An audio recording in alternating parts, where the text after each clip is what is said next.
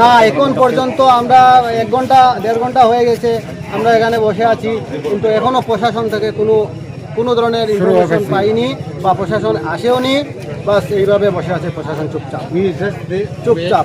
এবার আমার কথা হলো, আমরা যে রাস্তা অবরোধ করেছি, আমি জানি স্থানীয় লোকজনের অসুবিধা হচ্ছে, আমি সেটা মানি, কিন্তু প্রশাসন কেন ঘুমিয়ে আছো আমার প্রশ্ন হলো সেটা। আমি জানি স্থানীয় লোকজনের অসুবিধা হচ্ছে, তারপরও আমরা যারা ইমার্জেন্সি স্টুডেন্ট আছে, অ্যাম্বুলেন্স আছে, যারা ইমার্জেন্সি লোক আছে, তাদেরকে আমরা যেতে দিচ্ছি, এখানে কোনো বাধা কিছু নেই। এখন আপনারা কি চাইছেন? পুলিশ এই পদক্ষেপ নেওয়ার ফলে পুলিশ তো অলরেডি জেনে গেছে, তারপরও পুলিশ কেন আসছে? এখন আপনারা কি চাইছেন? সে তো দোষ দেওয়া যাবে সব পুলিশ প্রশাসনের কাছে দেওয়া যাবে।